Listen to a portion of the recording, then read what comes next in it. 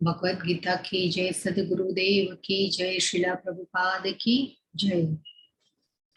हरे कृष्ण माताजी, हरे कृष्ण माताजी। તમારું નામ શું છે માતાજી? મધુસૂદન ઠક્કર નામથી તમે જોઈન થાઓ છો, તમારું નામ શું છે? રાજેશ્વરી છે મારું નામ. અચ્છા, ઓકે. હા, બરાબર. બદલું એ છે ને દર હરે વખતે જાય. હરે કૃષ્ણ. કૃષ્ણ. હરે કૃષ્ણ. ઓકે. ખૂબ સરસ કીર્તન. આપણે 5 મિનિટની હજી વાર છે, બધા જોઈન થઈ રહ્યા છે, ત્યાં સુધી કીર્તન કરીએ.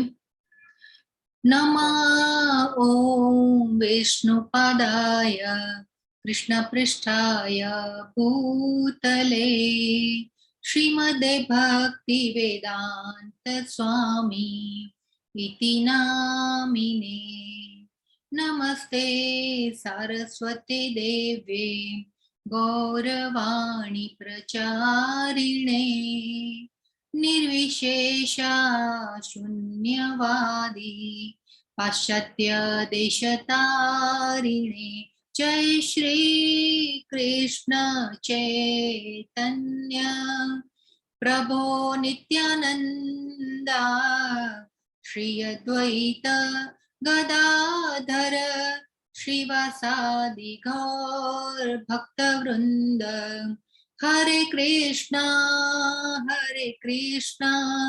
कृष्ण कृष्ण हरे हरे हरे राम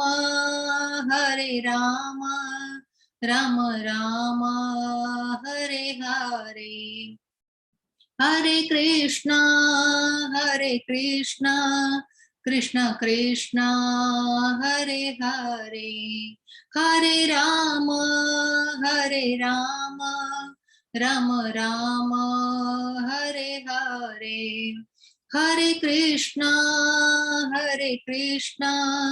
कृष्ण कृष्ण हरे हरे हरे राम राम राम हरे हरे जय निताई गौरंग जय निताई गौरंग जय निताई गौरंग जय निताई गौरंग जय राधा कृष्ण चंद्र राधे जय श्री राधे गोविंदा राधे गोविंदा राधे गोविंदा जय श्री राधे गोविंदा जय श्री राधे गोविंदा राधे गोविंदा राधे गोविंदा जय श्री राधे गोविंदा जय श्रीला प्रभुपाद प्रभुपाद प्रभुपाद जय श्रीला प्रभुपाद जय श्रीला प्रभुपाद प्रभुपाद जय श्रीला प्रभुपाद प्रभुपाद हरे कृष्ण बद्दाने हरे कृष्ण पूजन प्रभु राजश्री माताजी हरे कृष्ण माताजी हरे कृष्ण गायत्री माताजी हरे कृष्ण बद्दाने खूब सरस આજે પણ પાછા જે તમે દૃઢ અને નિશ્ચયથી પાછા જોઈન થયા છો ખૂબ સરસ રીતે તો બધાનો તમે બધા વંદનીય છો આવકાર્ય છો તો આજની આપણી અધ્યાયની શરૂઆત કરીએ આપણા ક્લાસમાં મંગલતાને વધાવીએ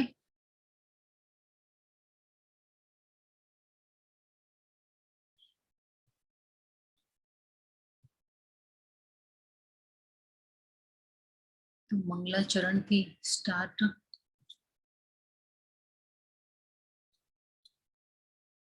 खूब सरस मंगलाचरण ओम अज्ञानतिमिरान्धस्य ज्ञानाञ्जन शलाकया चक्षुरुन्मिलितं येन तस्मै श्री गुरवे नमः श्री चैतन्य मनोभीष्टं स्थापितं येन भूतले स्वयं रूप कदा मह्यं ददाति स्वपदान्तिकम् જે પહેલો શ્લોક છે અજ્ઞાનતિમિરાન્ધસ્ય તો આ ઘોર અંધકાર રૂપી અજ્ઞાનમાંથી આપણને જ્ઞાન રૂપી અજવાળામાં આ ગુરુઓ આપણને બહાર લઈ આવે છે અને આંખો ઉગાડે છે તો એમને આપણે સાદર નમસ્કાર કરવાના છે એ પછી ચૈતન્ય મનોવિષ્ટમ રૂપમ કદામયમ દદાતી સુખદાંતિકમ. આ જે ફોટો દેખાઈ રહ્યો છે રૂપ ગોસ્વામી છે, અને જેને કહેવાય કે એવા રૂપ ગોસ્વામી એટલે ષડ ગોસ્વામીઓમાં મુખ્ય ગોસ્વામી છે, અને એમના ચરણોમાં પણ આપણે વંદન કરીએ કે ભૌતિક જગતમાં ચૈતન્ય મહાપ્રભુની ઈચ્છા પરિપૂર્ણ કરવા માટેના પ્રચાર કાર્યની સ્થાપના કરી, અને એ શ્રીલા પ્રભુ આ જે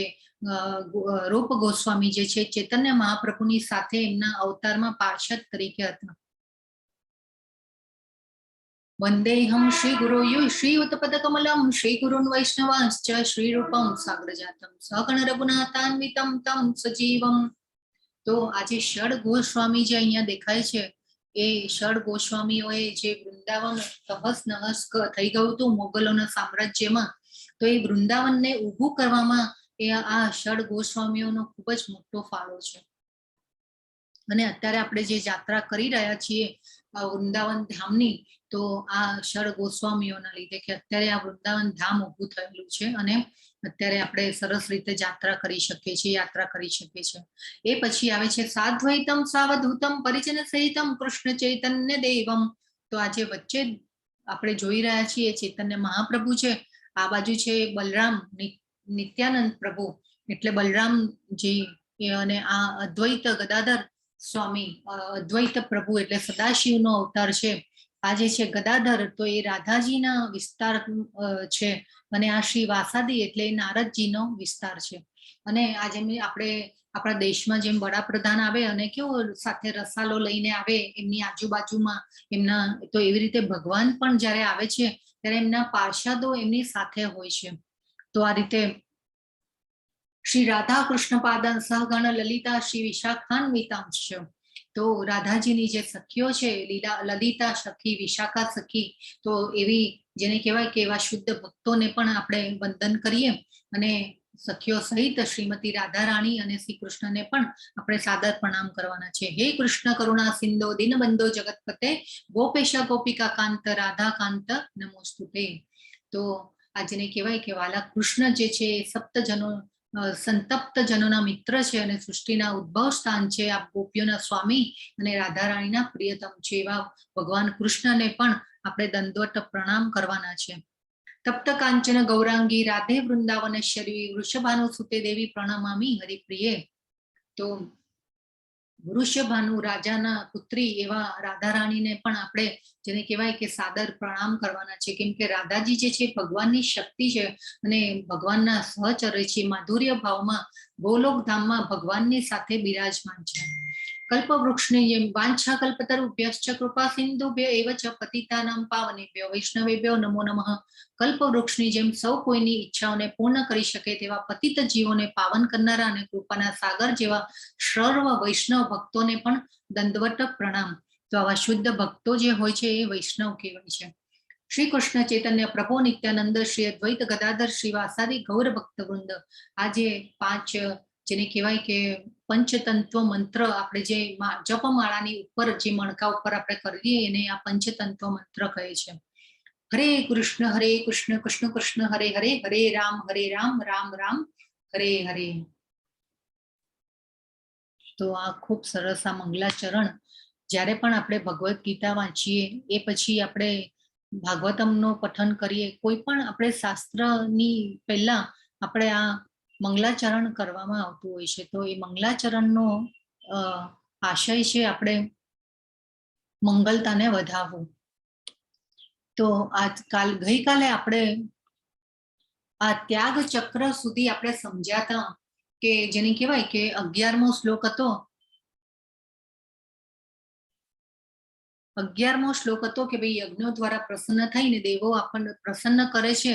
જ્યારે સૃષ્ટિની રચના કરી અને ભગવાને મનુષ્યો દેવોના અંશને ઉત્પન્ન કર્યા અને આશીર્વચનો કીધા કે ભાઈ યજ્ઞો તમે કરશો તો યજ્ઞ દ્વારા તમારી જે જીવન જરૂરિયાતની જે બધી ચીજ વસ્તુઓ જે છે એ તમને પ્રાપ્ત થશે યજ્ઞ દ્વારા, અને તમે સુખી રહી શકશો. તો આ રીતે ભગવાને આપણને જેને કહેવાય ને કે આ સૃષ્ટિના પ્રારંભે આ 10મો શ્લોક જે છે આપણને જેને કહેવાય કે આપણે સમજાતા, તો આપણે જે ઋષિઓના સંતાન છીએ, આપણે ઋષિઓ જે છે આપણા પૂર્વજો છે, એ પછી 4 કુમારો એ આપણે લેવલ 1 માં આપણે સમજાતા કે આપણે સૃષ્ટિના સર્જન વખતે ફર્સ્ટ ભગવાને કહ્યું હતું કે આ બધા મારા મનમાંથી ઉત્પન્ન થયેલા છે. તો આ બધા જે ઋષિઓ, 4 મનુઓ, બ્રહ્માજી, તો આ રીતે. હવે આ જે ફોટો છે હું થોડોક જેને કહેવાય ને કે કરું છું, તો આ જ્યારે સૃષ્ટિનું સર્જન થયું, જો અહીંયા બ્રહ્માજી છે, એ પછી અહીંયા આ નારદજી છે, અહીંયા શિવજી જે છે, તો આ બધા, એ પછી ઇવન ઋષિઓ ઘણા બધા અહીંયા છે. તો આ રીતે જેને કહેવાય ને કે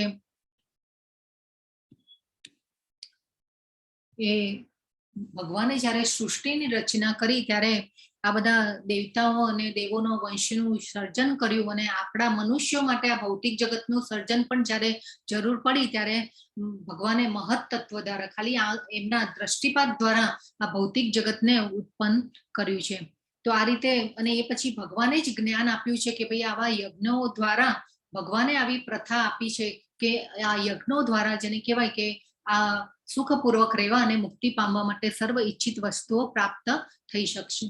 તો અને એ પછી આપણે 11મા શ્લોકમાં ભગવાને કીધું હતું કે યજ્ઞો દ્વારા પ્રસન્ન થઈને દેવો તમને પણ પ્રસન્ન કરશે, અને એ રીતે માનવો તથા દેવો વચ્ચેના સહકારથી સૌનો અભ્યુદય થશે.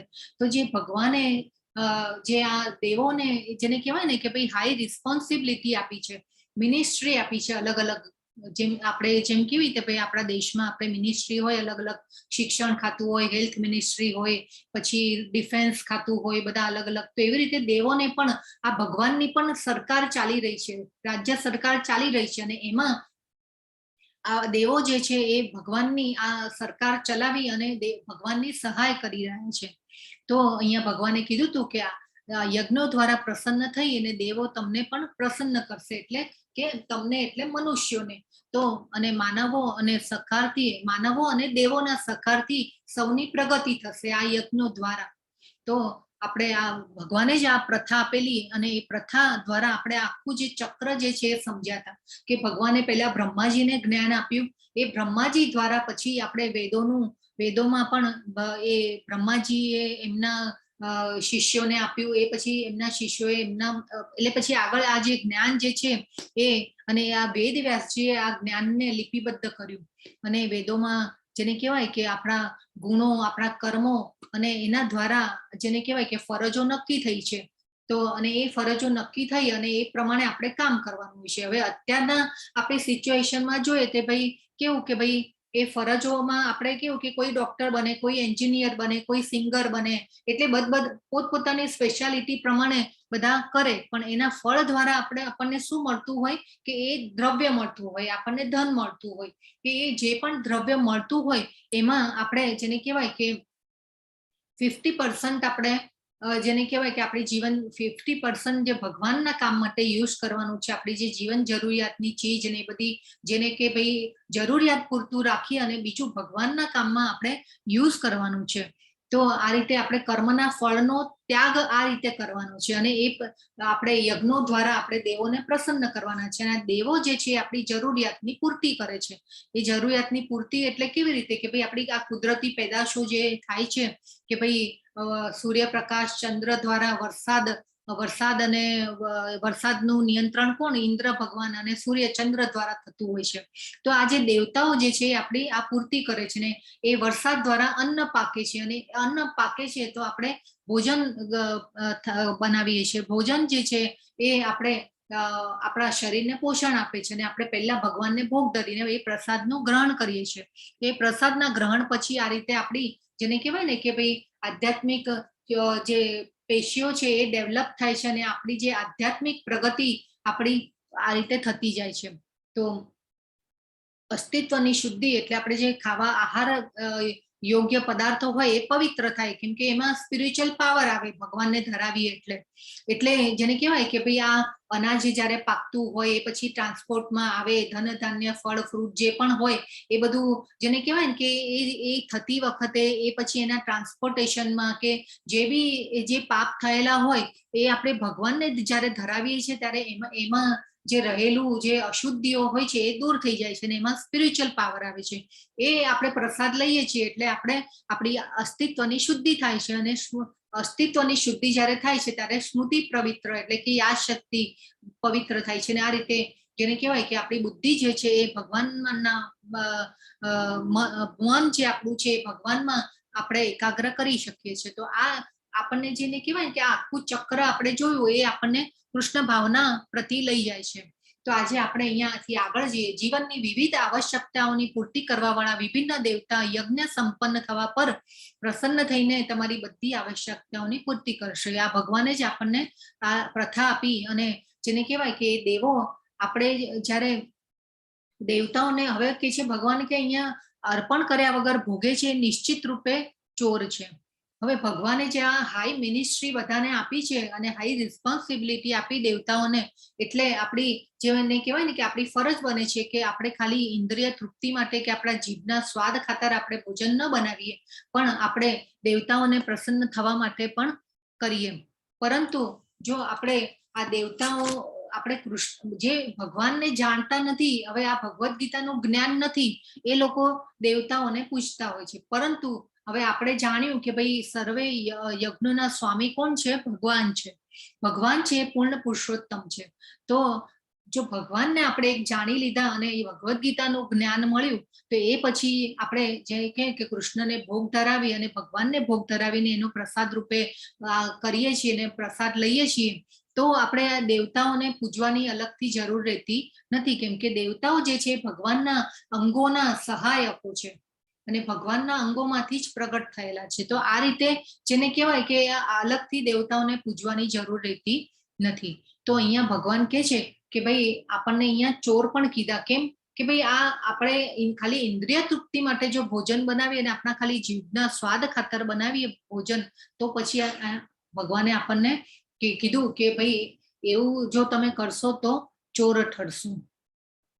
તો હવે ભગવાન 13મા શ્લોકમાં કહે છે કે ભગવાનના ભક્તો તમામ પ્રકારના પાપોથી મુક્ત થઈ જાય છે, કારણ કે તેઓ યજ્ઞમાં અર્પિત કરેલ ભોજનને જ ગ્રહણ કરે છે. અને અન્ય લોકો જો આપણા ઇન્દ્રિય સુખ માટે ભોજન બનાવે છે નિશ્ચિત રૂપે પાપ જ ખાય છે. તો ભગવાને હવે કીધું કે ભાઈ પહેલા ચોર કીધા અને પાપ ખાય છે એવું કીધું. કે ભાઈ આપણને વિચાર આવે કે ભાઈ આપણે તો કેવી રીતે પાપ ખાઈએ, આપણે તો શાકાહારી છે ને. તો આ રીતે આખું જે ચક્ર છે એને સમજવાનું છે આપણે કે આ બધું જે છે ભગવાનની માલિકીનું છે અને આપણે એનો ઉપભોગ કરી રહ્યા છીએ. એટલે આપણે ભગવાનને ધરાવી અને હવે આપણે એક સિમ્પલ ઉદાહરણ દ્વારા સમજીએ કે ભાઈ એક ઓપન હાઉસ છે. હવે એ ઓપન હાઉસમાં જેને કહેવાય ને કે બધી જ એન્જોયમેન્ટની ને ખાવા પીવાનું ફ્રી છે, એન્જોયમેન્ટ બધું ફ્રી છે. એ પછી ત્યાં બધા માણસો જાય છે અને બધી જ વ્યવસ્થા છે ખાવા પીવાની. સૂવું હોય તો આપણે સૂઈ પણ શકીએ, એન્જોયમેન્ટ બધા મસ્ત આપણે એન્જોય કરીએ. ખાવા પીવાનું ત્યાં ફ્રી મળે અને આપણે ત્યાં બધું જેને કહેવાય કે એટલું આનંદ કરીએ. અને પછી જ્યારે એમ થાય કે ભાઈ હવે ઘરે જવું છે અને ઘરે જઈએ ત્યારે બહાર એક્ઝિટ કરીએ જ્યારે, ત્યારે એક ઓલી જેને કહેવાય ને સેવા પેટી મૂકેલી હોય, તો એ સેવા પેટીમાં જેને કહેવાય કે એ સેવા પેટીમાં આપણે કોઈ યોગદાન આપતા નથી અને આપણે સીધા ઘરે આવી જઈએ છીએ. તો હવે આ જે સેવા પેટીમાં મૂકતા નથી, આપણું યોગદાન પણ નથી મૂકતા, પણ અને આપણે બીજું એ કે ભાઈ ત્યાં આપણી શરીરનું પણ કોઈ યોગદાન આપતા નથી કે ભાઈ ત્યાં આપણી જે પ્લેટ હોય કે ભાઈ એને કોઈ વ્યવસ્થિત જગ્યાએ મૂકવાની હોય કે કંઈ પણ હોય, એવું કાર્ય પણ આપણે જો કરતા નથી. તો જેને કહેવાય કે ભગવાને હવે આ યોગદાન જે આપીએ તો આપણને બધું જ એન્જોય કરીએ છીએ, પણ એ યોગદાન આપતા નથી, તો પછી આપણે ભગવાન અહીંયા કહે છે કે ભાઈ પાપી છીએ. તો ભગવાન ત્યાંથી જે બધું વસ્તુઓ આપણે એન્જોય કરી, મસ્ત આપણે આપણા આનંદ ઇન્દ્રિય તૃપ્તિ માટે બધો આનંદ કર્યો અને એ પછી જો યોગદાન ન આપીએ તો પછી આપણે પાપી કહેવાઈએ. તો આ 12 અને 13 શ્લોક છે ખૂબ જ જરૂરી છે. તો આપણે આ રીતે ભગવાનને ભોગ કેમ ધરાવવાનો, આ એનું મહત્વ છે. આ ભગવાને આ શ્લોકમાં કીધું. 14મો શ્લોક કે છે સર્વ પાણી અન્ન પર આશ્રિત છે, અન્ન પર આશ્રિત છે. જે વર્ષાથી ઉત્પન્ન થાય છે, વર્ષા યજ્ઞ સંપન્ન કરવાથી થાય છે અને યજ્ઞ નિયત કર્મથી ઉત્પન્ન થાય છે. તો આ ભગવાને અહીંયા કીધું હવે ખેતીની જે ઉપજો જે છે, જે પણ ધન ધાન્ય ફળ અનાજ બધું જે પાકે છે એ વર્ષાથી થાય છે. હવે સૂર્યપ્રકાશ, ખાલી સૂર્યપ્રકાશ અને પવનથી જો થતું હોય અને પાણી ન હોય તો આ કામનું નથી. તો આ જેને કહેવાય ને કે ઇન્ટરકનેક્ટેડ છે બધું. તો ભગવાન અહીંયા કે છે અને યજ્ઞ નિયત કર્મથી ઉત્પન્ન થાય છે. તો આપણે આ રીતે આખું જે ચક્ર જે છે એ સમજી અને જો એનું ફોલો નથી કરતા, હવે આ શાસ્ત્રોની જે વેદોમાં કહેલું છે અને એ આપણે ફોલો નથી કરતા, તો એ આપણે વિકર્મ કર્યું કહેવાય. ભગવાને કીધું કે ભાઈ પાપ ખાય છે, તો એ પાપ ટોટલી શાસ્ત્રોના નિયમો અનુસાર આપણે કર્મ નથી કરતા, તો એ વિકર્મ કહેવાય. તો ભગવાન અહીંયા એ સમજાવી રહ્યા છે કે આપણે ભગવાનને ભોગ ધરાવીને આપણે ભગવાનની માલિકીનું છે. આપણે જાણ્યું હતું કે પ્રકૃતિના કંટ્રોલર પણ ભગવાન છે અને ભગવાનની માલિકીનું છે અને બધું આપણને જેને કહેવાય કે આપણે એનો બધો યુઝ કરી રહ્યા છીએ. એટલે આ યોગદાન આપવું ખૂબ જરૂરી છે. તો આ જેને બહુ ઉપયોગી છે. આ શ્લોક દ્વારા ખૂબ સરસ આ ભગવાને આપણને સમજાવ્યું છે કે આ મનુષ્ય જીવનનો ધ્યેય જે છે આપણને અહીંયા શરીર આપવામાં આવ્યું એ શેના માટે? આત્મ સાક્ષાત્કાર માટે આપવામાં આવ્યું છે કે આપણે ભગવાન પાસે પહોંચી શકીએ. હવે ભગવાન કે છે નિયમિત કર્મોનો નિર્દેશ વેદોમાં થયો છે અને વેદો પૂર્ણ પુરુષોત્તમ પરમેશ્વર થકી પ્રગટ થાય છે. પરિણામે સર્વવ્યાપી બ્રહ્મ યજ્ઞ કર્મોમાં સદૈવ સ્થિત રહે છે.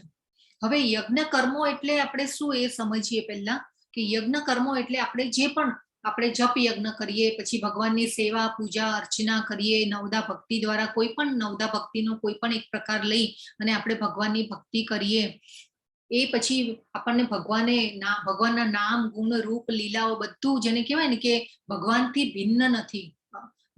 તો જેને કહેવાય કે ભગવાન પોતે જ છે. તો આપણે એ સમજવાનું છે કે આપણે જે આ બધો યજ્ઞ કરીએ છીએ, ભગવાનની ભક્તિમાં કર્મ કરીએ છીએ, તો એમાં સદૈવ એટલે પોતે ભગવાન જે છે એ હાજર હોય છે. તો આ ભગવાન અહીંયા કે છે ને વેદોમાં થયો છે, નિયમિત કર્મોનો નિર્દેશ વેદોમાં થયો છે કે આપણે કર્મો કેવી રીતે કરવા એ વેદોમાં નિર્દેશ થયેલા છે. આપણે જાણ્યું ને કે ભાઈ વેદોમાં પોતપોતાની ફરજો જે છે પોતપોતાના ગુણો પ્રમાણે આપણી ફરજો નક્કી થયેલી છે અને એ નક્કી થયેલી ફરજો પ્રમાણે આપણે કર્મ કરવા જોઈએ. અને જો એ વેદોને ફોલો નથી કરતા, શાસ્ત્રોના નિયમોને ફોલો નથી કરતા, તો આપણે પછી ચોર અને પાપી કહેવાઈએ છીએ, ભગવાને કીધું. તો આ જે બધા શ્લોક જે છે હવે ભગવાન કે છે બહુ ઇમ્પોર્ટન્ટ છે. એ પ્રિય અર્જુન, એ જે મનુષ્ય જીવનમાં આ પ્રમાણે વેદો દ્વારા સ્થાપિત યજ્ઞ ચક્રનું પાલન નથી કરતો, તે નિશ્ચિતપણે પાપમય જીવન વ્યતીત કરે છે. આવો મનુષ્ય માત્ર ઇન્દ્રિય તૃપ્તિ માટે જ જીવિત રહીને નિરર્થક જીવન વ્યતીત કરે છે. તો હવે ભગવાન કહે છે કે જે મનુષ્ય જીવનમાં કેટલું એકદમ હવે ભગવાન છે ને થોડું સ્ટ્રેટ ફોરવર્ડ પણ કહી રહ્યા છે કે યજ્ઞ ચક્રનું પાલન કરતા નથી તે નિશ્ચિતપણે પાપમય જીવન વ્યતીત કરે છે.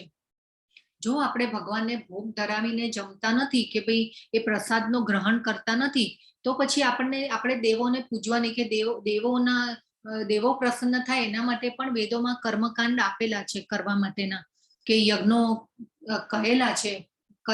એમાં વેદોમાં શાસ્ત્રોમાં જ્ઞાન આપેલું છે એ રીતે કે દેવોને કેવી રીતે પ્રસન્ન કરવા, તો એના પણ અલગ અલગ બધું આપ્યા છે. પણ જો આપણે જોયું હતું ને કે ભાઈ આપણે ઝાડના મૂળમાં જ પાણી આપવાનું છે. આપણે જે આપણને કેવું કે ભાઈ વડાપ્રધાનની જ આપણને ઓળખાણ હોય અને આપણે જેને કહેવાય કે નીચેના માણસોને આપણે મળીને સીધા મળીએ તો આપણે આપણું કેવું જલ્દી થઈ જાય. તો એવી રીતે આ પણ આપણે જેને કહેવાય કે કૃષ્ણ ભગવાનને જો આપણે આ યજ્ઞ ચક્રનું પાલન નથી કરતા, તો નિશ્ચિતપણે આપણે નિરર્થક જીવન વ્યતીત કરીએ છીએ. ભગવાન અહીંયા આપણને કહી રહ્યા છે. તો હવે જે 17 થી 35 શ્લોક જે છે એ ભગવાન નિષ્કામ કર્મ નિયત ફરજો કેવી રીતે બજાવી એના માટે ભગવાન આપણને સમજાવશે. તો ભૌતિક ઈચ્છાઓથી મુક્ત થયેલા વ્યક્તિએ તેમ છતાં તેની ફરજો શા માટે કરવી જોઈએ એ પણ ભગવાન આપણને સમજાવશે. હવે જેને કહેવાય કે નિષ્કામ કર્મ એટલે આપણે તો પહેલા સમજવાનું છે કે ભાઈ કોઈ કર્મ ફળની ઈચ્છા રાખ્યા વગર આપણે જે કર્મ કરીએ એને નિષ્કામ કર્મ કહેવાય.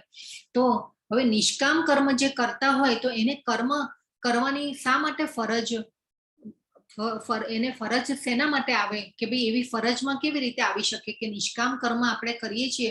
તો હવે એ જે ભગવાન જે છે એ નિષ્કામ કર્મથી લઈને કર્મયોગ સુધીની બધી જ વ્યાખ્યાઓ સમજાવશે આપણને 37 થી 17 થી 35 શ્લોકમાં.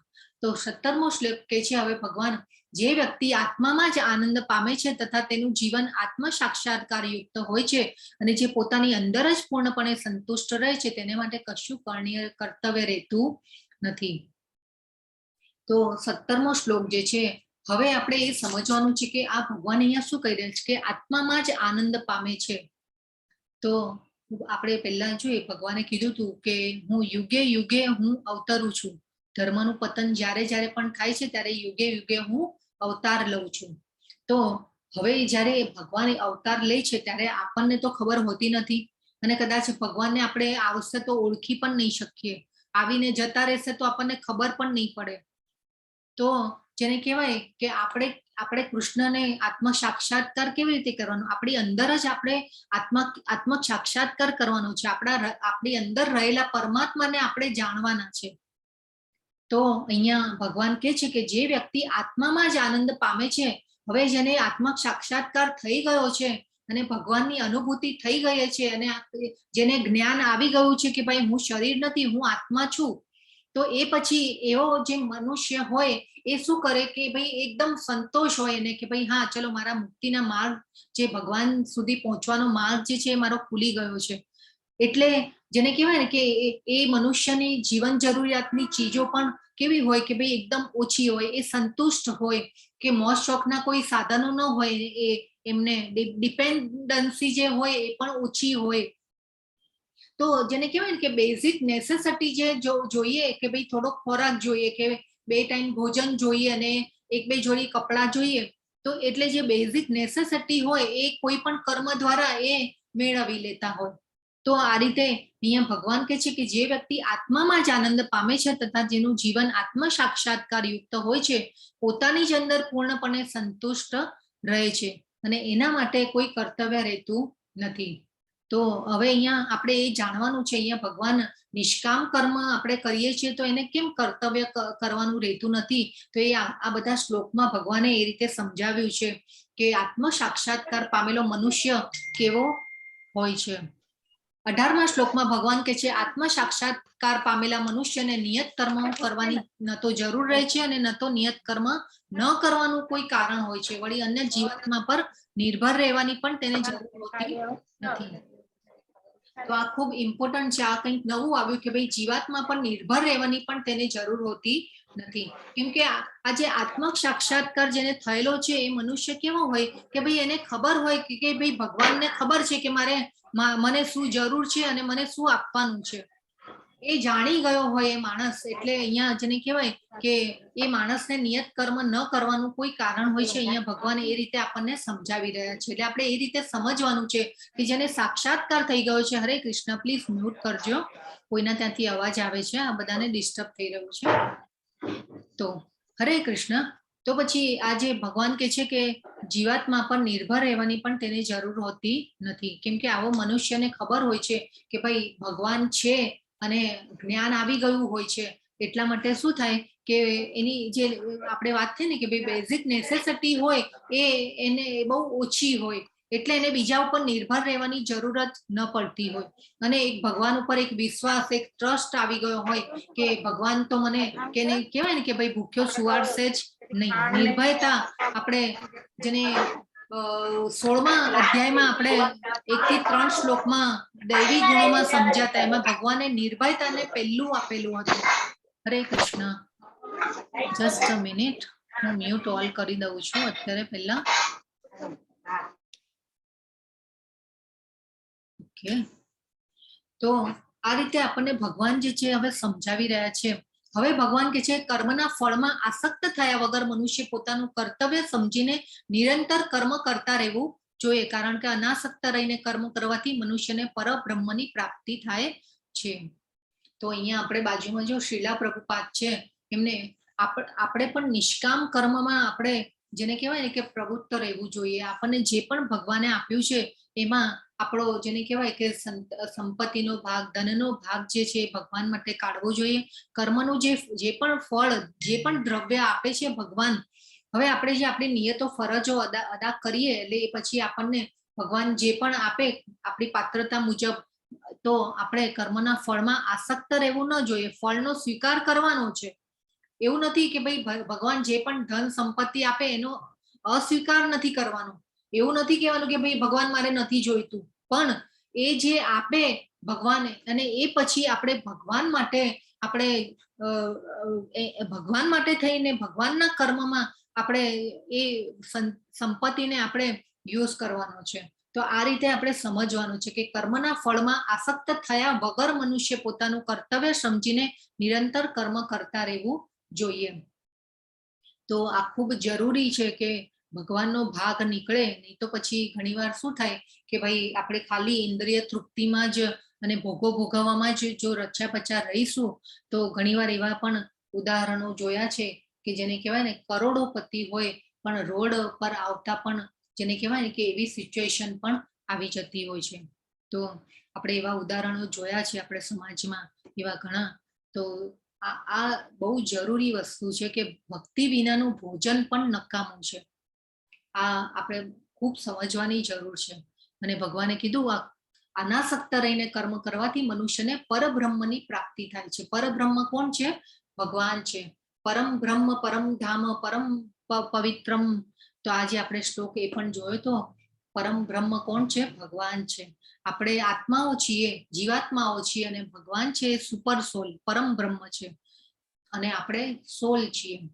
તો આ એક સમજવાનું છે. 20મા શ્લોકમાં ભગવાન કે છે જનક જેવા રાજાઓએ માત્ર નિયત કર્તવ્ય કરવાથી જ સિદ્ધિ પ્રાપ્ત કરી હતી, માટે સાધારણ જન સમુદાયને શિક્ષિત કરવા માટે તારે કર્મ કરવું જોઈએ.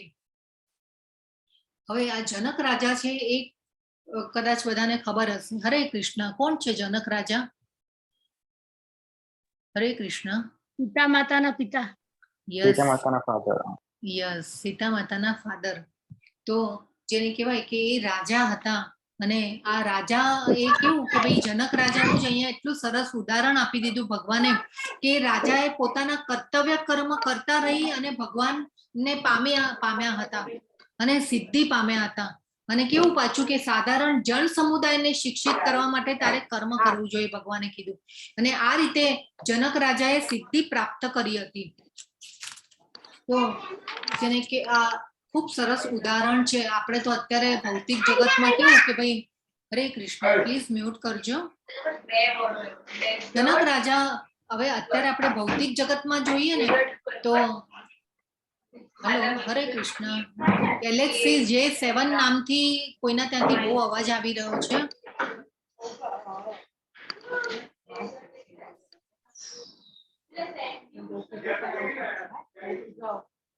હરે કૃષ્ણ, પ્લીઝ મ્યુટ કરજો.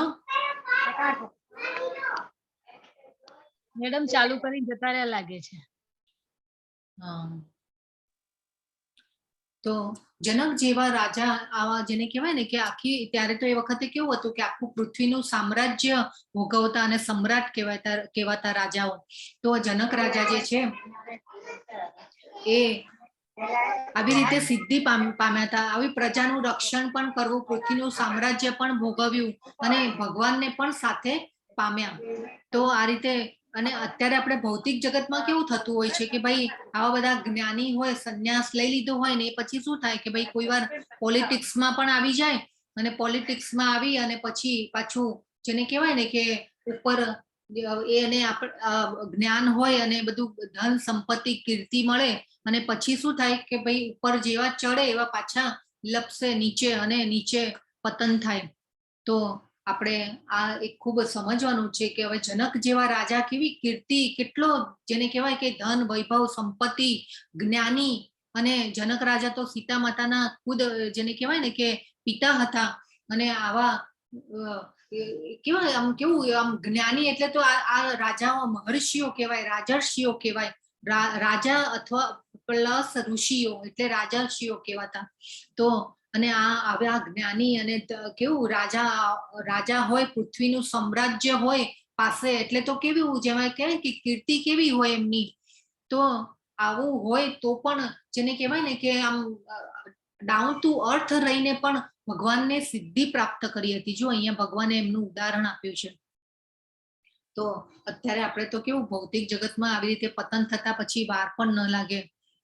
તો હવે ભગવાન કે છે મહાપુરુષ જે આચરણ કરે છે તેનું અનુસરણ સામાન્ય માણસો કરે છે અને તે આપણા અનુસરણીય કાર્યો દ્વારા જે આદર્શ પ્રસ્તુત કરે છે તેનું સમગ્ર જગત અનુસરણ કરે છે.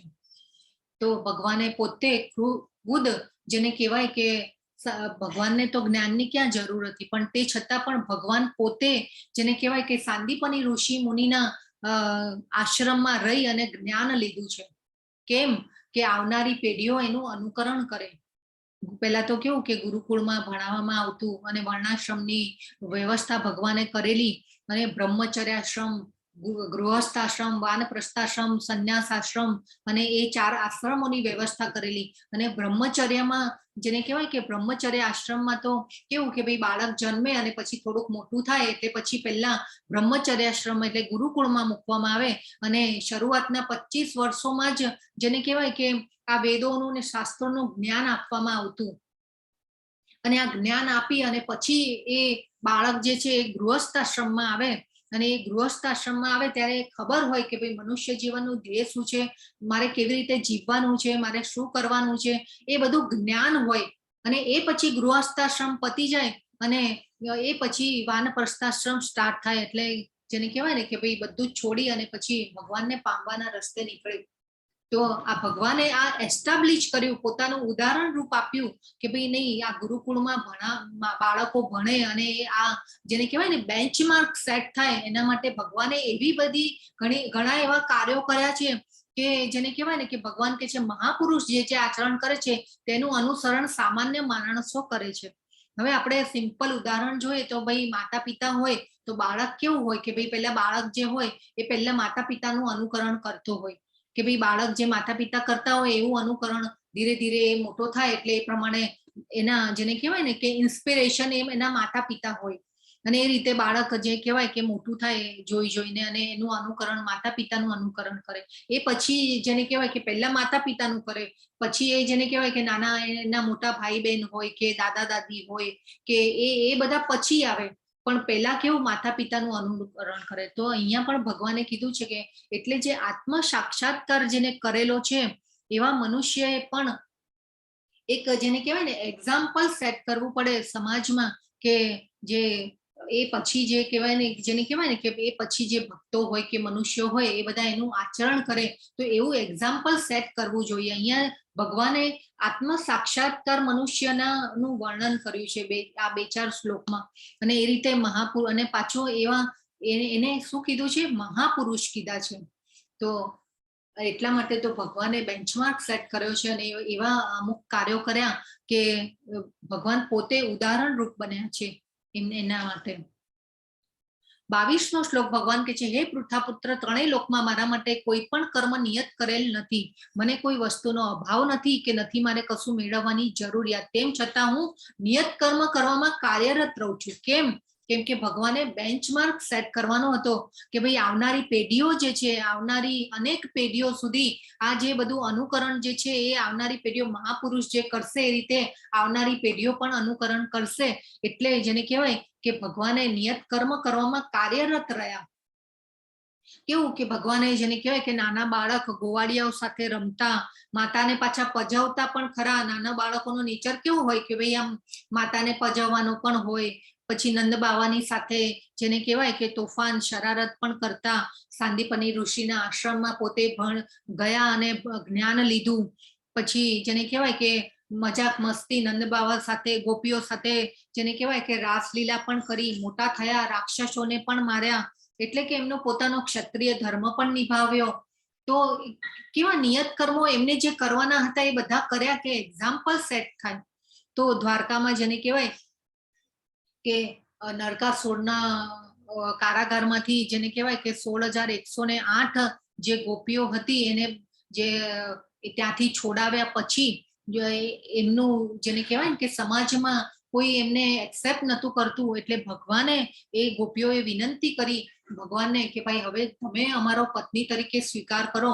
અને પછી ભગવાને પત્ની તરીકે સ્વીકાર કર્યો અને એ રાણીઓ માટે 16,108 રાણીઓ માટે એવા મહેલો બનાવ્યા. એક દરેક રાણી માટે અલગ અલગ મહેલ બનાવ્યા અને એમાં પાછો પોતાનો વિસ્તાર કરી અને એક રાણી સાથે પોતે જેને કહેવાય ને કે પર્ટિક્યુલર એટલે એમના વ્યક્તિ રૂપે એ એમને જેને કહેવાય કે આનંદ આપતા અને એ રીતે પણ લીલા કરી છે ભગવાને. તો અનેક લીલાઓમાં વર્ણન છે કે ભાઈ એવી ભગવાને કહેવાય ને કે ભાઈ એમનું પોતાની પતરાળી પણ ઉઠાવી છે, એથી પ્લેટ પણ લોકોની ઉઠાવી છે. તો અને ક્ષત્રિયના અગ્રણી તરીકે ભગવાને કુરુક્ષેત્રમાં પણ યુદ્ધમાં પણ એવા કાર્યરત રહ્યા. તો અર્જુનના સારથી પણ બન્યા. એ પછી જેને કહેવાય કે બોધ પણ આપ્યો અર્જુનજીને, આ ભગવદ્ ગીતાનું જ્ઞાન આપ્યું. બલરામના મોટા ભાઈ બલરામને મોટા ભાઈ તરીકે સન્માન આદર પણ આપ્યો. તો કેવું કે ભાઈ સુદામા અને મિત્રો સાથે જેને કહેવાય કે સરસ મૈત્રી ભાવ પણ નિભાવ્યો. દ્વારકાના રાજા તરીકે પણ એમનો ધર્મ નિભાવ્યો. તો એ એમનો પોતાનો સ્વધર્મ નિભાવવામાં એ ક્યાંય પાછા નથી પડ્યા. કેમ કે એમને બેન્ચમાર્ક સેટ કરવાનો હતો કે ભાઈ આવનારી જે પેઢીઓ જે છે એ અનુકરણ કરશે અને આ અનુકરણ દ્વારા જેને કહેવાય કે સમાજમાં કાયદો અને વ્યવસ્થા જળવાઈ રહેશે. તો ભગવાને શું નથી કર્યું એ આપણે વિચારવાનું છે. ભગવાન તો બ્રહ્માંડના કંટ્રોલર છે, પરમ નિયંતા ભગવાન છે અને તે છતાં પણ એમને પોતાના નિયત કર્મ સ્વધર્મનું પાલન કર્યું છે. એમની પોતાની ફરજો જે છે એમને બજાવેલી છે.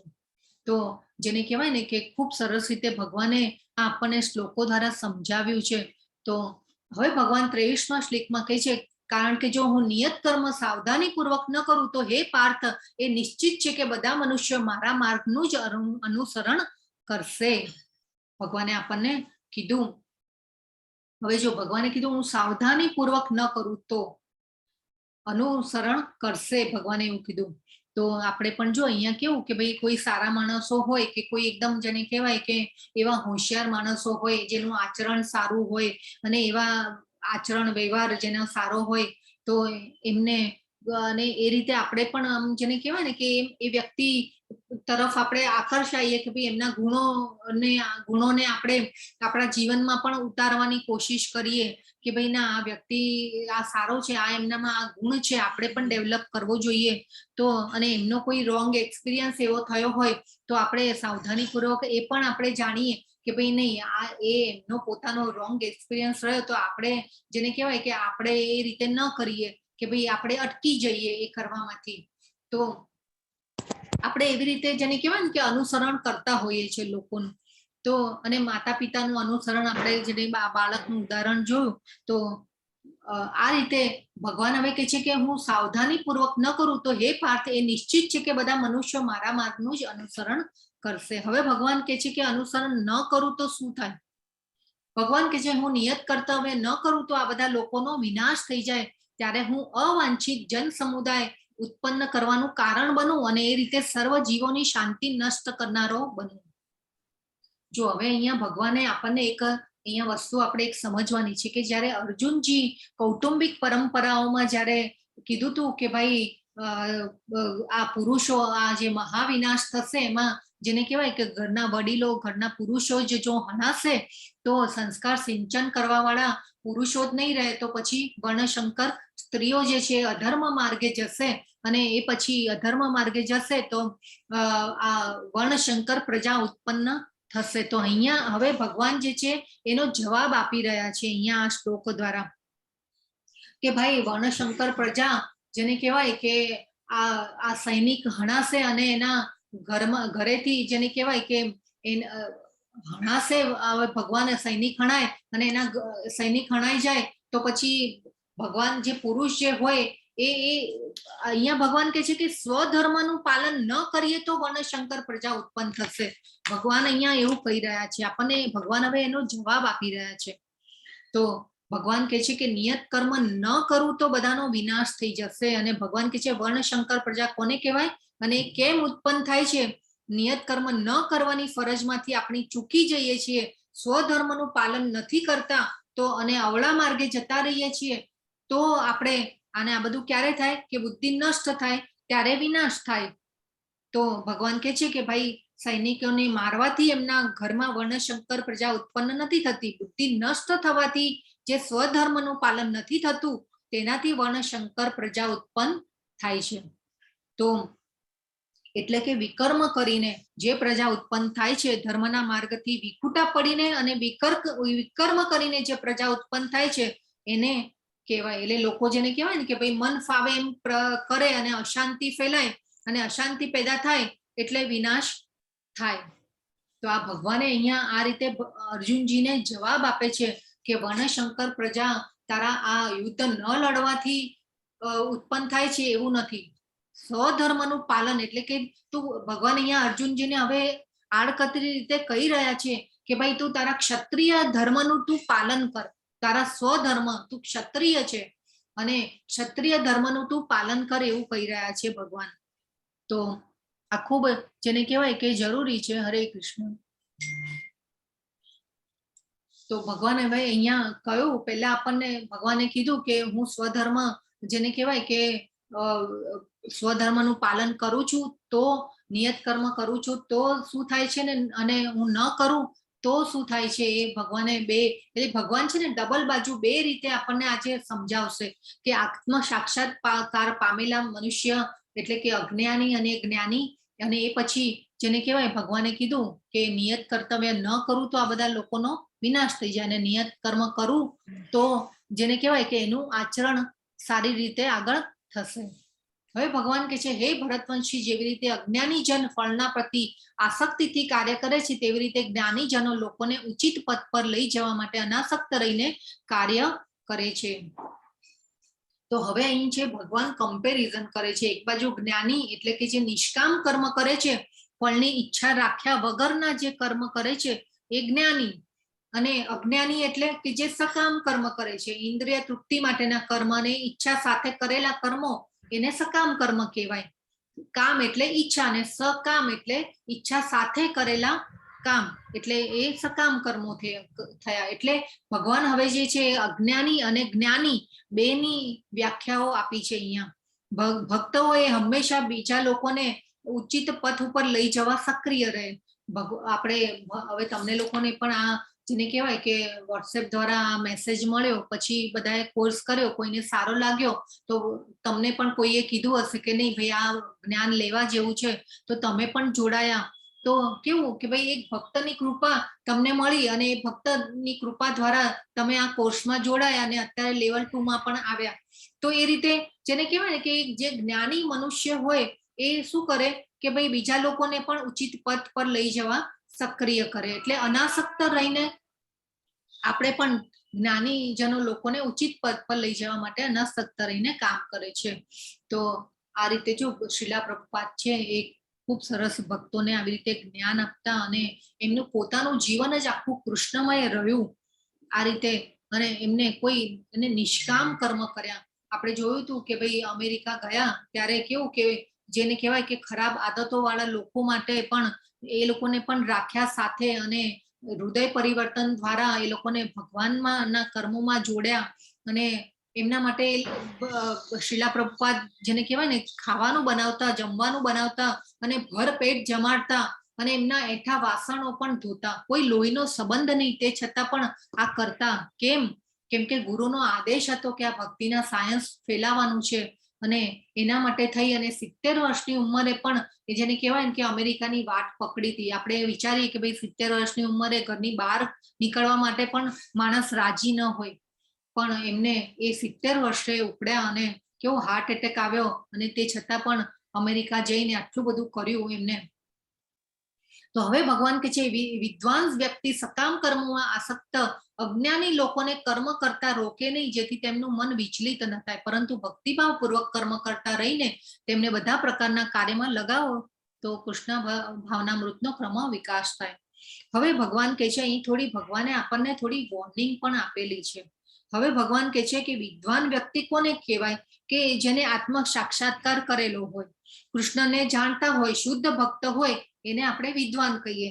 કે જેને બધાને સમભાવથી જોતા હોય, બધાના હૃદયમાં પરમાત્મા રહેલા છે અને બધાને સમભાવથી જોતા હોય એ વ્યક્તિને વિદ્વાન કહેવાય કે જેને આત્મ સાક્ષાત્કાર પણ કરેલો.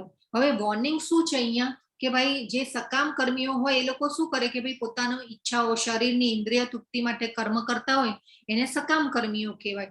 અને આપણે હવે ધારો કે રાતોરાત કોઈને ચેન્જ કરી શકવાના નથી. હવે આપણે સકામ કર્મ જે કરતા હોય અને એને કહી દઈએ કે ભાઈ કાલથી તારે છે ને એ બધું કામ છોડી અને તારે 16 માળા કરવાની છે અને તારે ભગવાનનું ભક્તિમાં લાગવાનું છે અને તારે બધું છોડીને તારે આ બધું કરવા લાગવાનું છે, તો એ કરશે? નથી કરવાનું. તો આપણે નથી કરવાનું. તો આપણે ધીરે ધીરે જેને કહેવાય કે આપણે ઉપર એ કોઈ પણ મનુષ્ય હોય ને એને ધીરે ધીરે ભક્તિમાં ઉપર આવે. આપણે પેલા ભક્તિ સેવાના જો 9 પગથિયા પણ જોયેલા હતા કે ભાઈ શ્રદ્ધા ડેવલપ થાય, પછી સાધુ સંગ, ભજન, ક્રિયા અને આખા જે કહેવાય કે સ્ટેપ જોયેલા હતા. તો જેને કહેવાય કે આ એ વ્યક્તિ જે છે એને ધીરે ધીરે આપણે ધીરે ધીરે સમજાવી પટાવી અને પછી આપણે એને ભક્તિમાં લાવવાના છે.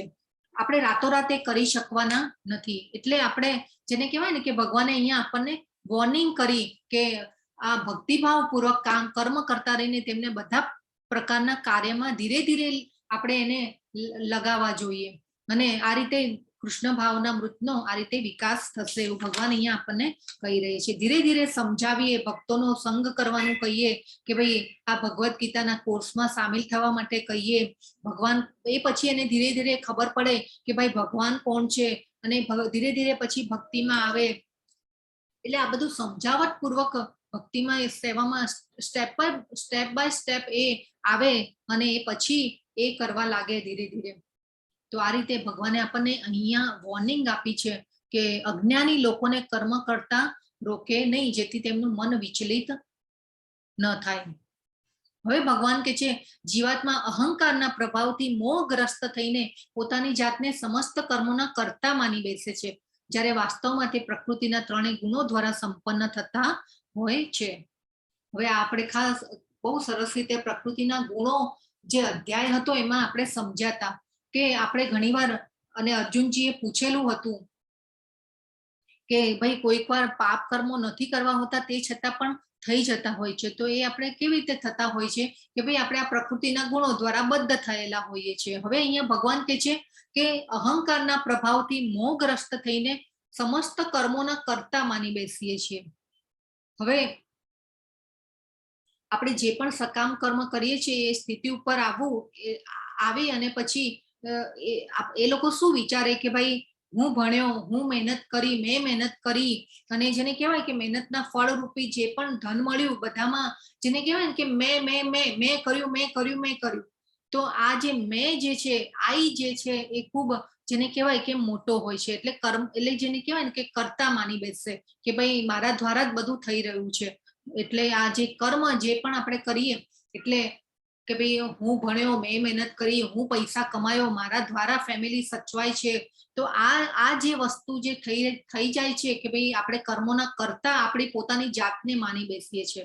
પણ આપણે ભગવાને કીધું હતું કે બુદ્ધિ આપનારા પણ ભગવાન છે અને હોશિયારી પણ ભગવાન આપે છે, સામર્થ્ય પણ ભગવાન આપે છે અને એ આપણે અભિમાનમાં ન આવવું જોઈએ. તો ભગવાન અહીંયા કહે છે અહંકારના પ્રભાવથી મોહગ્રસ્ત થઈને સમસ્ત કર્મોના કર્તા માની બેસે છે. અને આ આપણે પ્રકૃતિના ગુણો દ્વારા આ થતું હોય છે કર્મ. અને આ જે આપણો જે આ વિચાર દ્રષ્ટિ જે છે એ પ્રકૃતિના ગુણો દ્વારા આવતી હોય છે. કેમ આપણને બધાના સ્વભાવ અલગ અલગ લાગતા હોય છે, કેમ બધાના એટીટ્યુડ, વ્યવહાર બધું અલગ અલગ લાગતું હોય છે. તો એ પોતપોતાના ગુણો અનુસાર પ્રકૃતિના ગુણો 3 છે, સત્વગુણ, રજોગુણ અને તમોગુણ. જેવા ગુણમાં જે વ્યક્તિ હશે એ રીતે એનું વર્તન અને વ્યવહાર હોય છે. આપણે હંમેશા સત્વગુણમાં રહેવાની ટ્રાય કરવી જોઈએ અને આ પ્રકૃતિના ગુણો દ્વારા આવું થતું હોય છે કે આપણે આપણી પોતાની જાતને જેને કહેવાય કે કર્તા માની લઈએ છીએ, પણ આ પ્રકૃતિના ગુણો દ્વારા થતું હોય છે. અને આ બધાના આપણે જેને કહેવાય ને કે ભાઈ અજ્ઞાની લોકોની આ મનસ્થિતિ જે છે એ આવી હોય છે. એટલે અહીંયા ભગવાન છે ને હવે અજ્ઞાની અને જ્ઞાની વચ્ચે જેને કહેવાય ને ડિફરન્શિએટ બધું કર્યું છે. ટોટલી બધા શ્લોકમાં 2 વસ્તુઓ સમજાવી છે જ્ઞાની અને અજ્ઞાની માટે. પહેલા આપણને આત્મ સાક્ષાત્કાર થયેલો મનુષ્ય કેવો હોય એ સમજાવ્યું ભગવાને, અને હવે અહીંયા જે છે જ્ઞાની અને અજ્ઞાની માણસ કેવા હોય. એટલે જ્ઞાની એટલે કે નિષ્કામ કર્મ કરતા હોય અને અજ્ઞાની એટલે કે ભાઈ આ સકામ કર્મોમાં પરોવાયેલા રહેતા હોય એને અજ્ઞાની કે એ અજ્ઞાનમાં છે, નેગેટિવ કામ નથી કરતા. સકામ કર્મ એટલે ટોટલ આપણે વિકર્મ નથી આપણે સમજવાનું.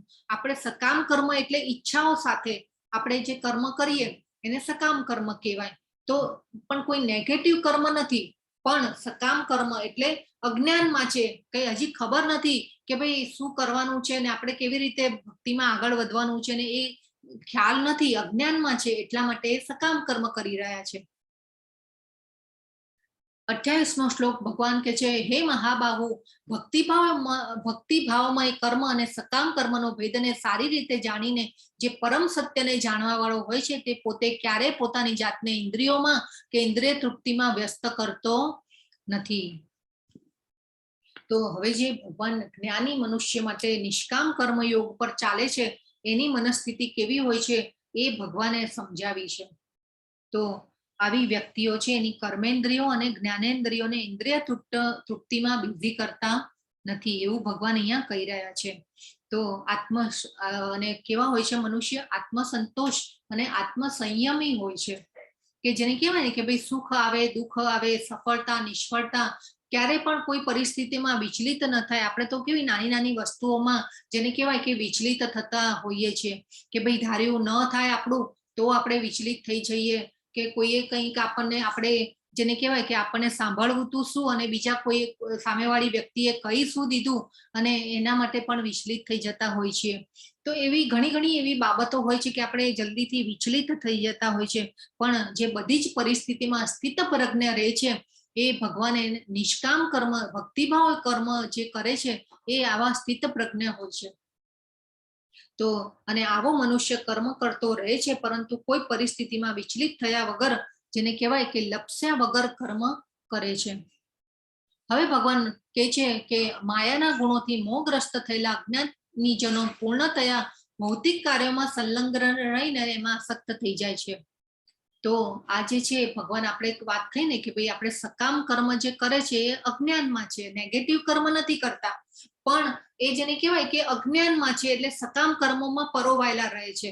એમને જ્ઞાન નથી, ભગવદ્ ગીતા ઉપાડી નથી, લવ લેટર ને સમજ્યા નથી, પ્રેમપત્ર ને સમજ્યા નથી, એટલા માટે એ સકામ કર્મોમાં અને ઇન્દ્રિય તૃપ્તિઓમાં જ રચ્યા પચ્યા રહે છે.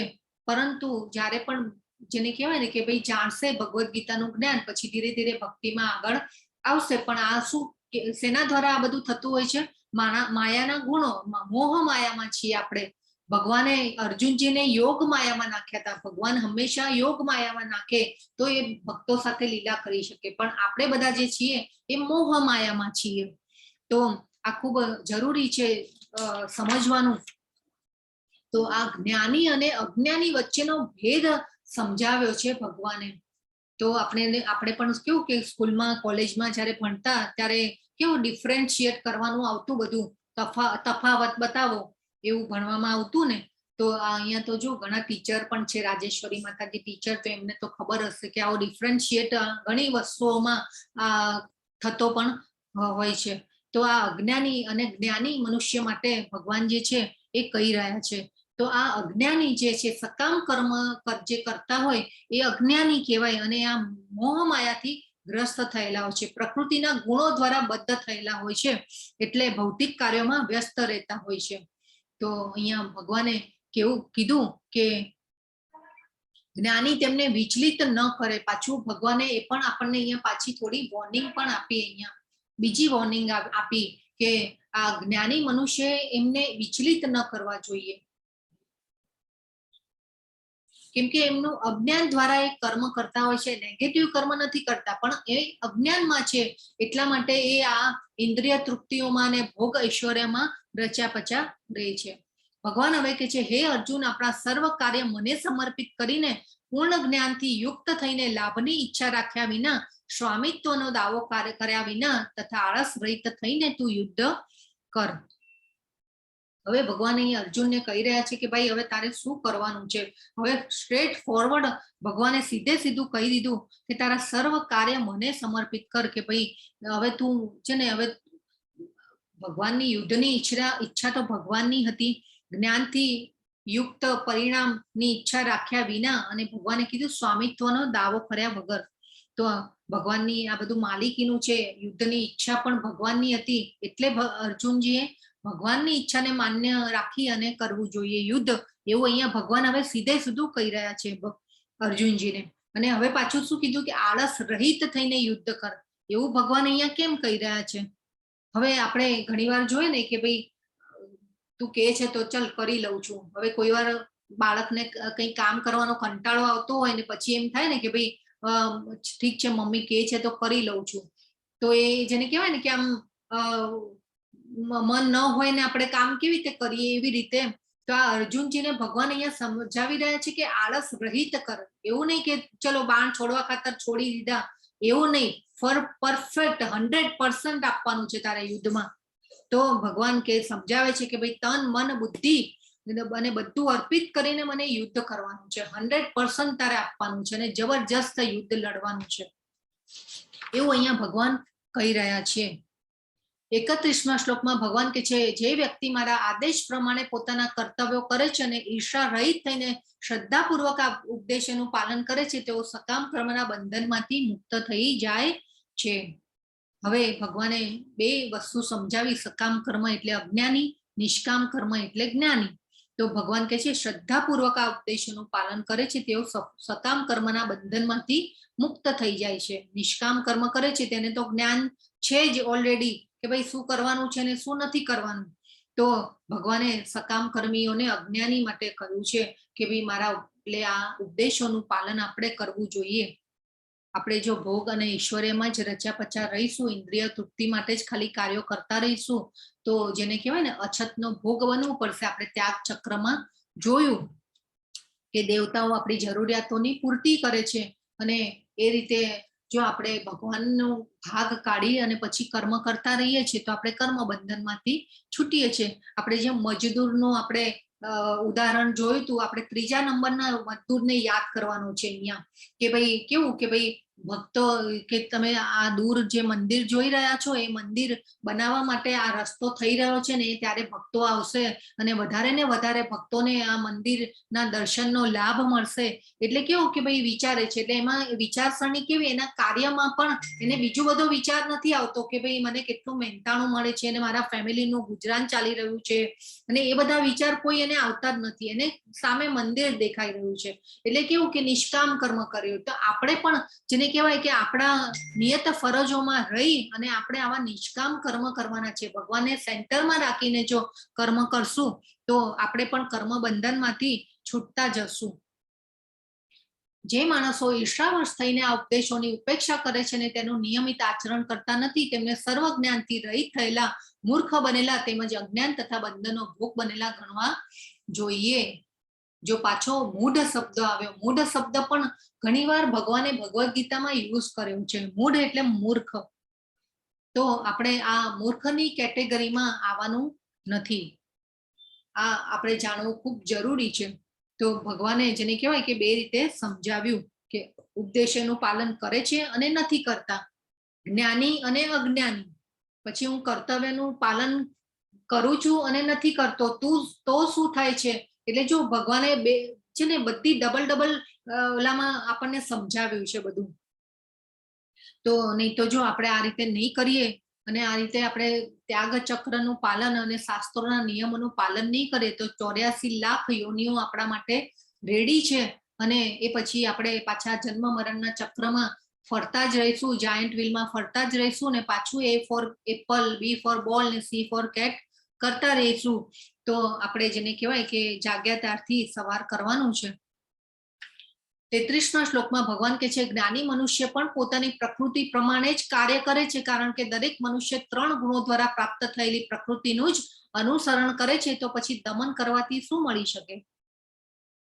હવે આ ભગવાને છે ને આ શ્લોકમાં જરા થોડી પાતળી રેખા સમજાવી છે કે શું જ્ઞાની મનુષ્યો આ પ્રકૃતિના ગુણોથી પરે હોય છે? તો નથી હોતા. જ્ઞાની મનુષ્ય પણ ઘણીવાર પ્રકૃતિના ગુણોમાં બદ્ધ થયેલા હોય છે. આપણે પહેલા પણ પ્રકૃતિના ગુણો અધ્યાયમાં પણ મેં સમજાવેલું કે જ્ઞાની સત્વ ગુણમાં જ્યારે મનુષ્ય હોય ત્યારે જ્ઞાન અને સુખથી બંધાય છે. તો એ કેવી રીતે બંધાય છે એ પણ મેં આપણે સમજી ગયા છીએ કે જ્ઞાન અને સુખથી આપણે કેવી રીતે બંધાઈએ છીએ. તો એ જ્ઞાની મનુષ્ય પણ પ્રકૃતિના અંદરમાં હોય છે અને માયાના અંદરમાં હોય છે, ગુણાતીત નથી થયા હોતા.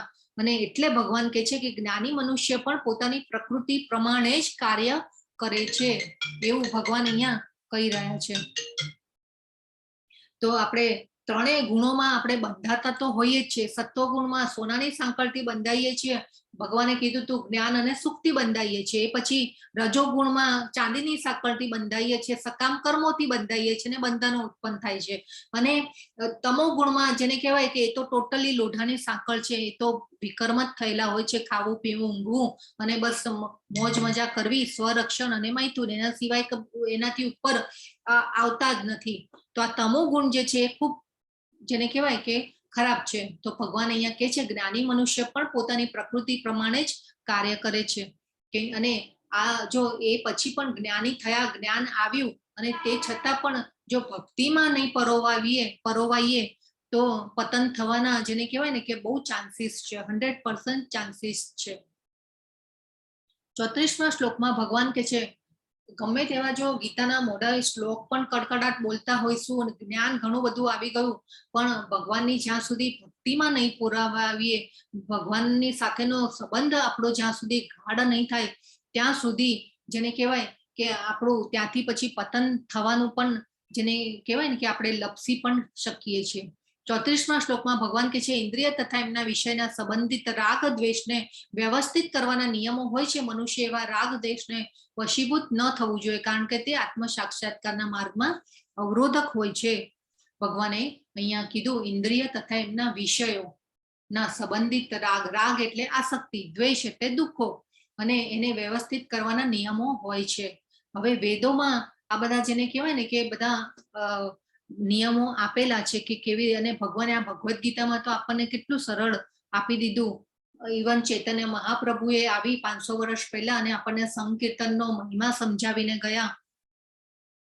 ભગવાને તો ભગવદ્ ગીતા આજથી 5000 વર્ષ પહેલા આપી દીધી. ભગવાનને ખબર હતી કે ભાઈ આ ધરાતલ ઉપરથી મારો જવાનો સમય આવી ગયો છે, અને સમાજમાં કાયદો અને વ્યવસ્થા જળવાય એના માટે ભગવાને અર્જુનજીને પસંદ કર્યા અને ભગવદ્ ગીતાનું જ્ઞાન આપ્યું.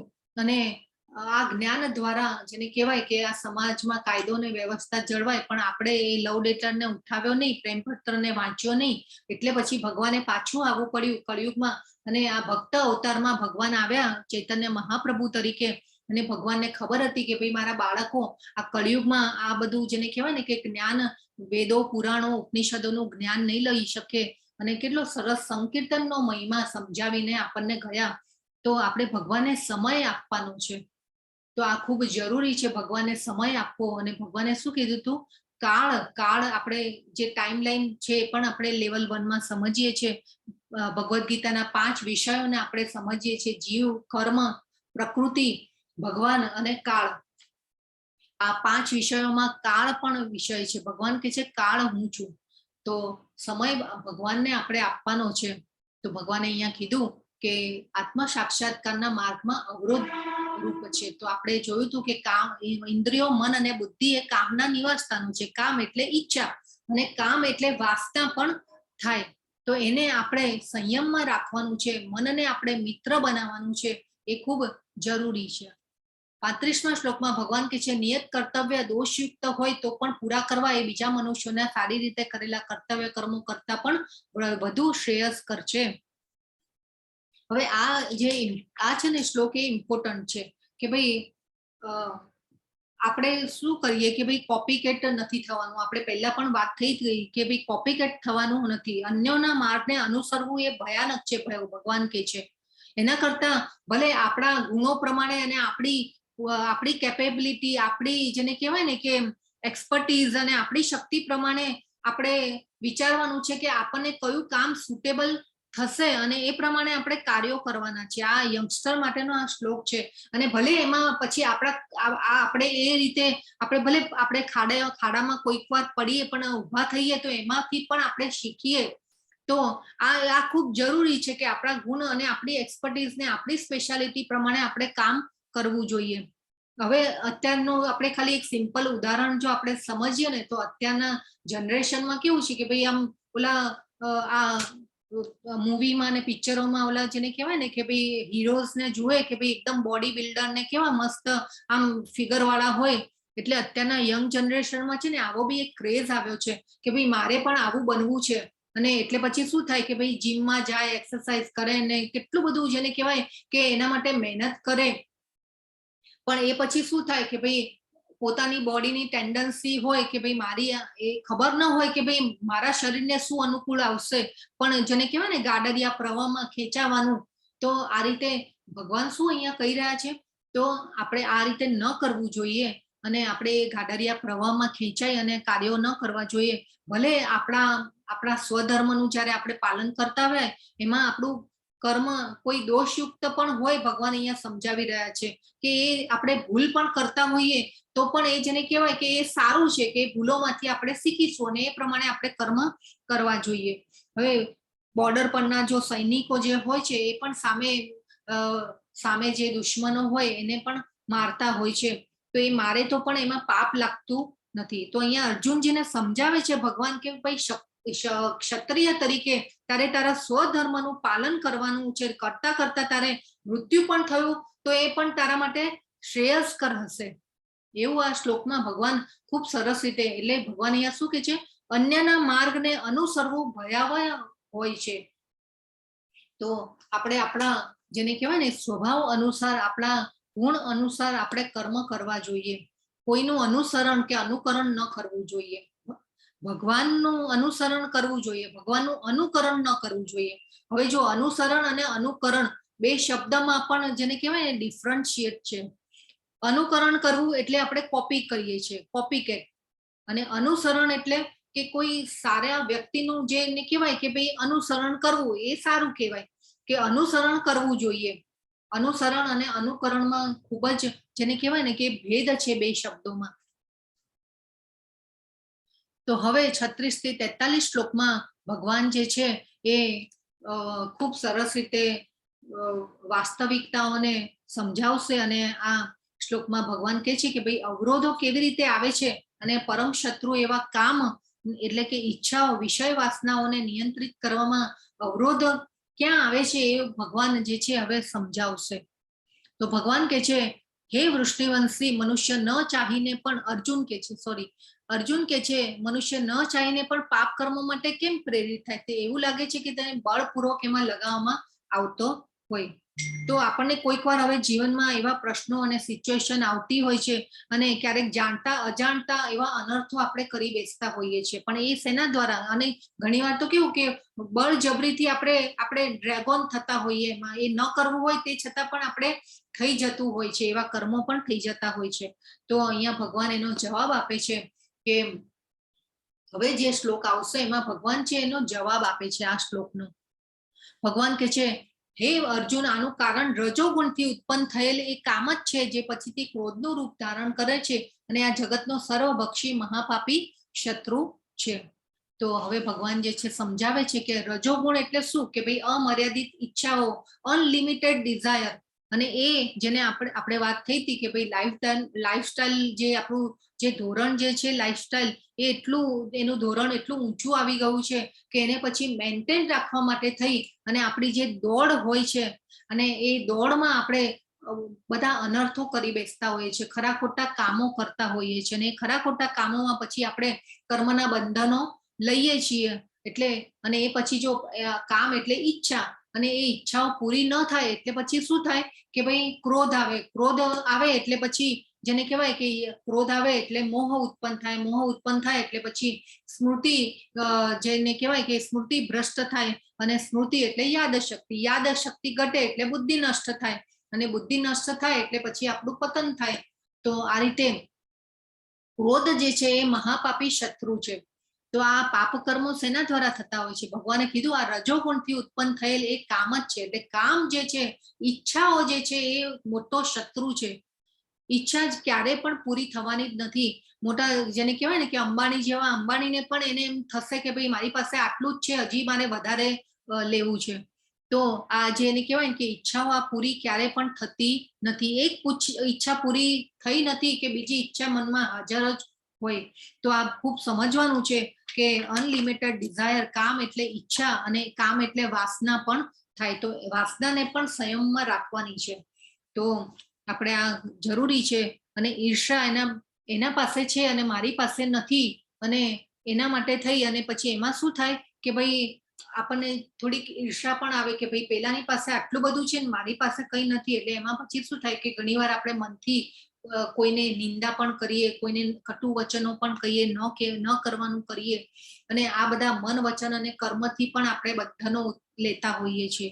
તો આ કામ જે છે, કામ એટલે ઈચ્છાઓ, એ ખૂબ જ કેને કહેવાય ને, કામ અને ક્રોધ એ અને લોભ, એ ત્રણ જે છે કે રાક્ષસ જેવી આ બધું આ રાક્ષસો છે, આપણા શત્રુઓ છે. જેવી રીતે અગ્નિ ધુમાડાથી, દર્પણ ધૂળથી અથવા ભ્રૂણ ગર્ભાશયથી આવૃત રહે છે, તેવી રીતે જીવાત્મા આ કામની વિભિન્ન માત્રામાં આવૃત રહે છે. આ આપણે ખૂબ સરસ ઉદાહરણો લેવલ 1 માં જોઈ ગયા છીએ કે દર્પણ જેમ ધૂળથી ઢંકાઈ જાય છે, એ પછી ભ્રૂણ જે છે કે ગર્ભાશયથી ઢંકાયેલો હોય છે. કેવી કે લાચાર અવસ્થા હોય બાળકની અંદર, જે ગર્ભાશયમાં, તો એવી લાચાર અવસ્થામાં આવી જઈએ છીએ. અને અત્યારે જેને કહેવાય કે આપણે કેવી કે દેખાદેખી, કમ્પેરિઝન, પછી સ્ટ્રેસ, એન્ઝાયટી, ઇનસિક્યોરિટી, એ બધું શેમાંથી ઉત્પન્ન થાય છે?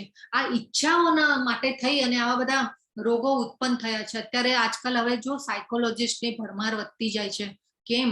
અત્યારે જે યંગસ્ટર જે છે, ટીનેજર્સ જે છે, એ કેવું કે ભાઈ ખાલી નપાસ થાય, ઓછા માર્ક્સ આવે તો પણ જેને કહેવાય કે સુસાઇડ કરવા સુધી આવી જાય છે એ બાળકો. તો આ બધું કેમ થઈ રહ્યું છે?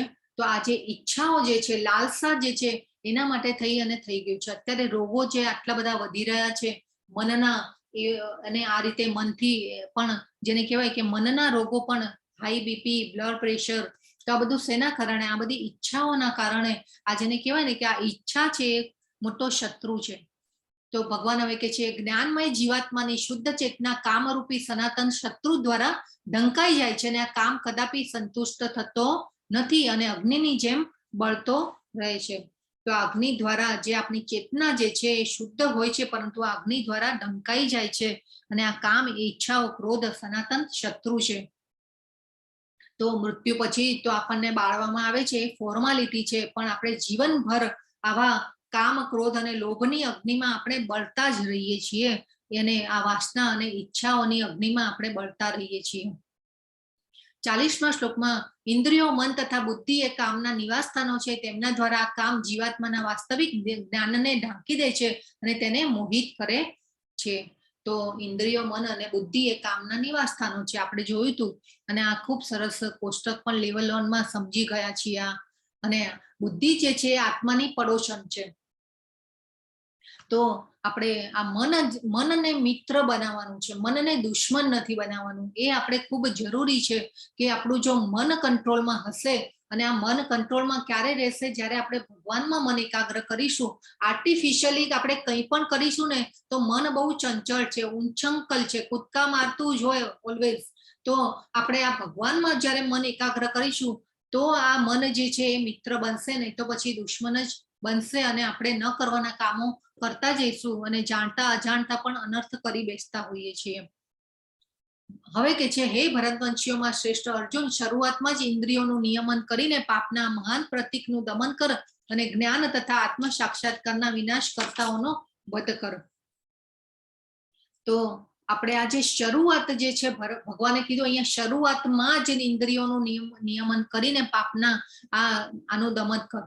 તો શરૂઆતમાં એટલે આપણે અહીંયા આ સમજવાનું છે કે જેવી ઈચ્છાની શરૂઆત જ થાય તો આપણી એ લાગણી જ નહીં જોડાય ત્યાં, તો આપણે ઓટોમેટિક એ કાર્યમાં પ્રવૃત્ત જ નહીં થઈએ, અને આપણે એમાં મોહિત જ નહીં થઈએ. તો જાગ્યા ત્યારથી આપણે સવાર કરવાનું છે.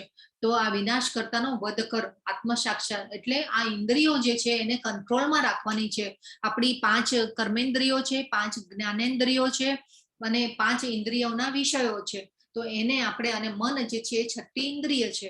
તો આ રીતે આપણે આ ખૂબ સમજવાની જરૂર છે કે આપણે ઇન્દ્રિયોને કંટ્રોલ કરવાની ખૂબ જરૂર છે. જો કેટલા સરસ નાના બાળકો, ભૂલકાઓ બધા ભગવાનની ભક્તિ કરી રહ્યા છે. અને આ ભક્તિની શરૂઆત ઓલવેઝ નાનપણથી જ કરવી જોઈએ. અને ભગવદ્ ગીતામાં નાના બાળકો પણ તમારા ઘરમાં હોય તો એ લોકોને પણ બધાને જોઈન કરો, ખૂબ જરૂરી છે અત્યારની સિચ્યુએશનમાં. તો ભગવાને કીધું કર્મેન્દ્રિયો જળ પદાર્થ કરતા ચડિયાતી છે, મન ઇન્દ્રિયો કરતા. તો આ જે શરીર જે છે એ ભૌતિક જેને કહેવાય ને પંચમહાભૂતોમાંથી બનેલું છે. અને પંચમહાભૂતો ભગવાને 7મા અધ્યાયમાં ભગવાનની શક્તિઓનો પરિચય કરાવેલો.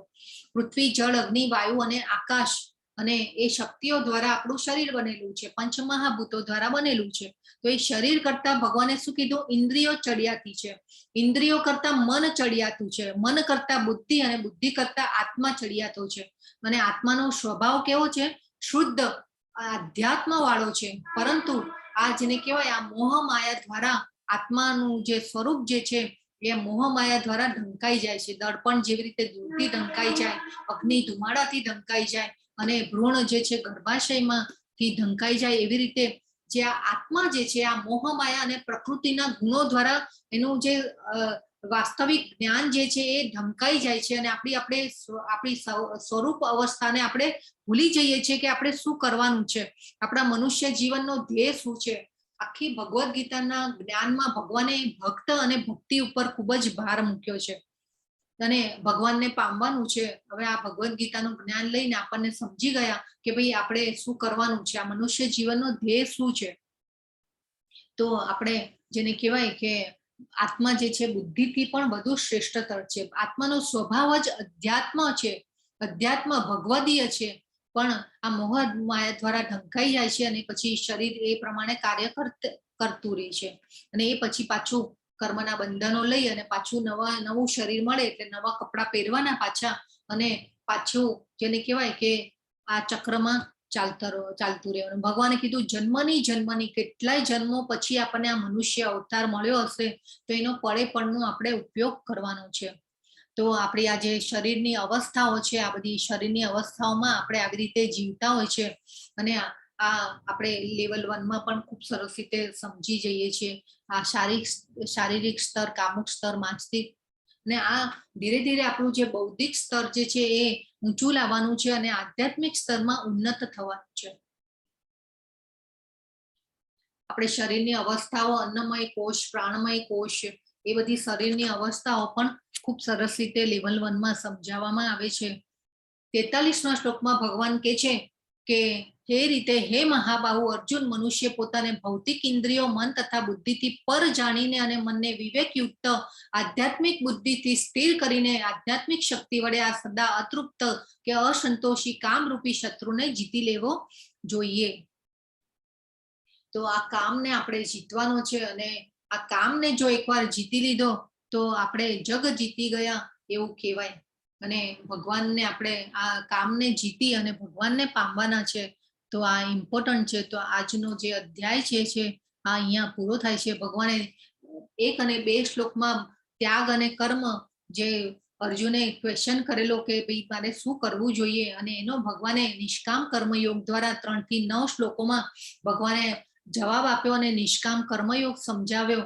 કર્મકાંડથી કર્મયોગ 10 થી 16 શ્લોકમાં ભગવાને જેને કહેવાય કે જ્ઞાની અને અજ્ઞાની મનુષ્ય એટલે કે નિષ્કામ કર્મ અને સકામ કર્મ માટે સમજાવ્યું. અને ભગવાને 17 થી 35 શ્લોકમાં નિષ્કામ કર્મયોગના સાચા દાખલાઓ બેસાડવા માટે, એટલે ઉદાહરણ રૂપ જેને કહેવાય કે કીધું નિષ્કામ કર્મ અને સકામ કર્મ માટે. અને વાસના અને ક્રોધથી સાવધ રહો 36 થી 43 શ્લોકમાં આપણને એનું ભગવાને કીધું કે ભાઈ આ ક્રોધ અને મોહ લોભથી આપણે જેને કહેવાય કે એમાં આસક્ત થવું જોઈએ નહીં. અને એ રીતે આ અધ્યાય જે છે કર્મયોગ અહીંયા પૂરો થાય છે.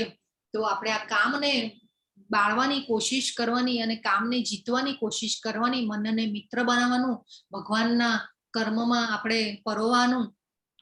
જેમ જેમ આપણે ભક્તિમાં આગળ આવશું, આધ્યાત્મિકતામાં ઉપર આવતા જશું, આ જે ભૌતિક જગતના જે સુખો, આનંદ જે છે એ આપણને તુચ્છ લાગતા જશે. જેમ જેમ આપણે મહામંત્રના જપ કરીએ તો એમ આપણી ચેતના જે છે શુદ્ધ થતી જાય. ચેતના શુદ્ધ થાય એમ આપણું જેને કહેવાય આપણા શરીરના કલ્મશો, આપણા મનના કલ્મશો ઓછા થતા જશે. અને આપણે જેને કહેવાય ભગવાનને પામવાના રસ્તા ઉપર આપણે ઉન્નતિ કરતા જશું. તો આજનો અધ્યાય ખૂબ સુંદર કર્મયોગ અહીંયા પૂરો થાય છે. હરે કૃષ્ણ બધાને. હરે કૃષ્ણ. વાંછા હરે કલ્પતરુ કૃષ્ણ. હરે કૃષ્ણ. વાંછા કલ્પતરુભ્યશ્ચ કૃપા સિંધુભ્ય એવ ચ પતિતાનાં પાવનેભ્યો વૈષ્ણવેભ્યો નમો નમઃ. અનંત કોટિ વૈષ્ણવ વૃંદ કી જય. ભગવદ ગીતા કી જય. સદગુરુદેવ કી જય. હરે કૃષ્ણ. હરે કૃષ્ણ. હરે કૃષ્ણ.